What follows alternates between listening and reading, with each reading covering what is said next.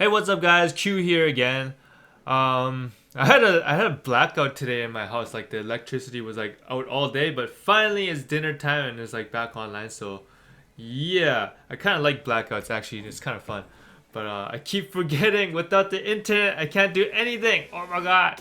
So I just cleaned up my YouTube channel a bit and made it cleaner.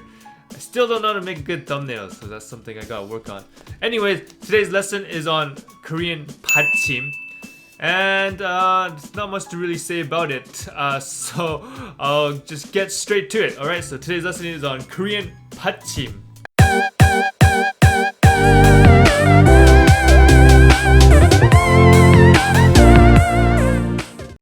All right. So this is the video on Korean BATCHIM. Okay, so I don't know if you guys remember this, but my other video explains that to write anything in Korean, you have to combine the A side and the B side together.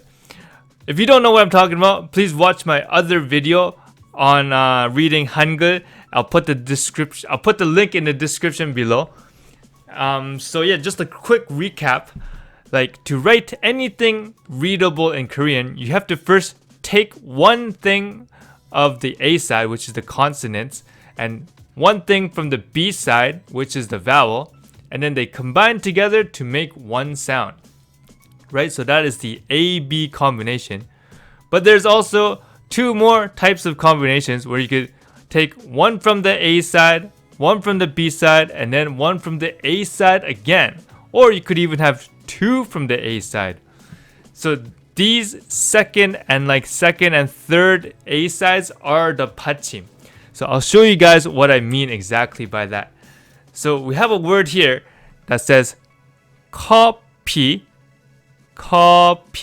right? So this is like the k, o, p, e, right? These ones, they're just an A-B combination. So it doesn't have a third or fourth A.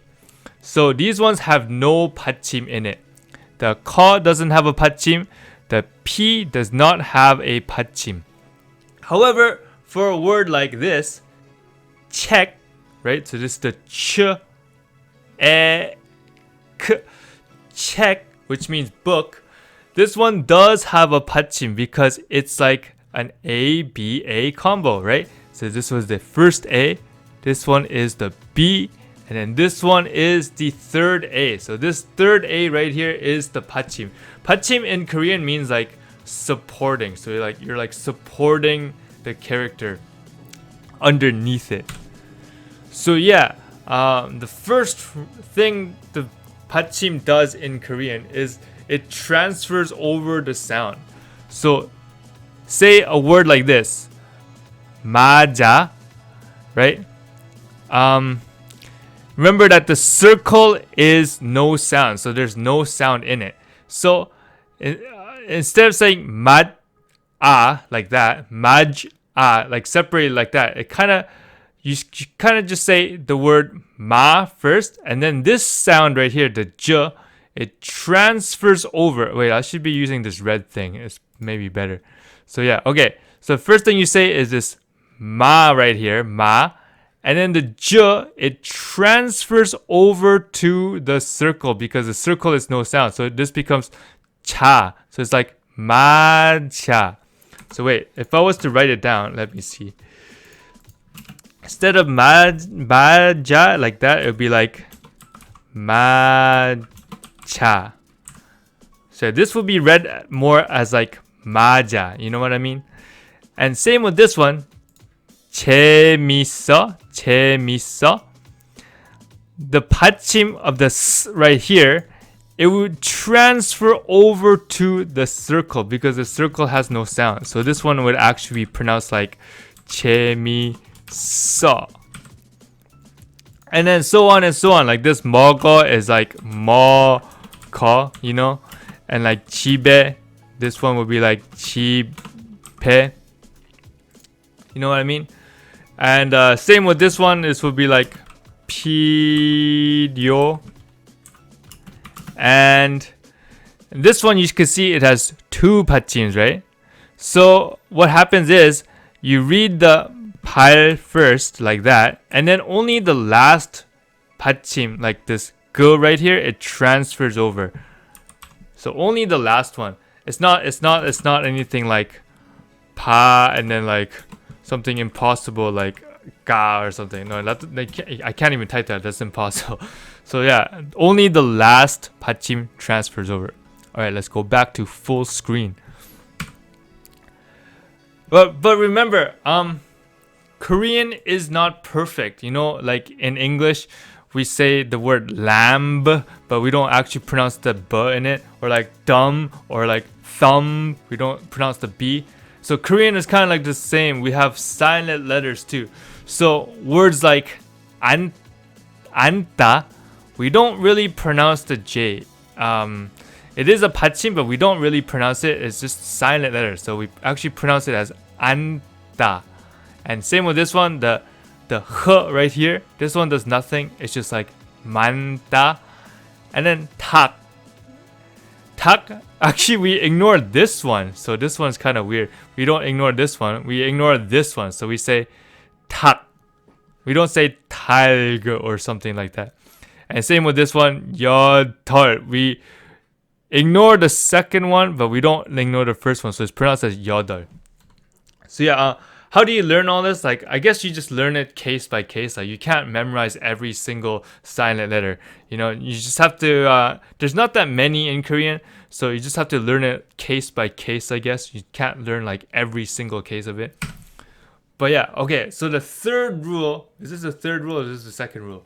I don't know, maybe it's the third rule. Okay, anyway, the third rule of 받침 is that these 받침 right here, see the ones I wrote up here? 1, 2, 3, 4, 5, 6. These 6 받침 here, if it's a 받침, it changes the sound to a T. So, you know how like this one is normally like a D sound? This one's normally like a S sound. This is J, Ch, so on and so on. But they all become the same sound if it's a 받침. So like here, because it's a 받침 down here, it turns into a T. So instead of saying mad, like a D sound, it turns into mat. And this one is mat, mat, mat, mat, mat. They're actually all the same sound. They're all mats. These aren't real words, by the way. Actually, this one's a real word. This one means taste. But other than that, I just made these words up just to give an example. These aren't actually real words. But yeah, they all turn into a T kind of sound when it's a 받침. Okay. And also the last thing about 받침s is that it also changes the sound completely for certain particles and like endings in Korean. So here's a few examples. I'm not really going to get into what these particles mean. If you want to check the explanations on what particles are, I'll put the link down in the description below for all this. But I'm just going to tell you, it changes the pronunciation. So this particle here, this is the nun and un particle. They mean exactly the same thing, but then the reason why there's two of it is because it changes depending on if there's a 받침 or not. So this word right here is banana, right? And the last letter of the word banana has no 받침. So because it has no 받침, we use the nun particle. And this one, lemon, the last character, and mon has a 받침 in it, right? Something on the bottom. So we use un instead of nun. It means the exact same thing. It's just, I guess, easier to pronounce this way. Because like this nun, this n kind of 받침 right here, it also transfers over to the circle. So it's kind of like lemonen. Yeah, and here's another particle, the ka-i particle, right? And the same thing.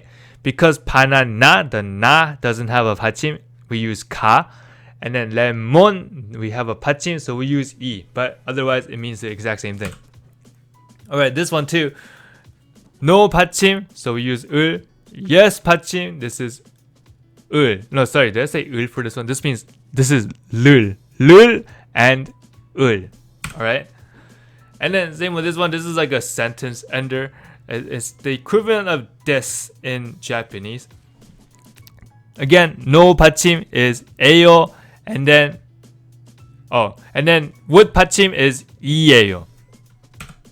Oh, that's the end of the slide. Alright, anyway, that's the end of the video. So let me know if you guys have any questions with it. I'll put the link in the description below if you want to read the Hangul, and like also if you want to learn the particles and also like stuff like that. And yeah, that's it. And I'll have more videos up soon. So see you guys in the next video.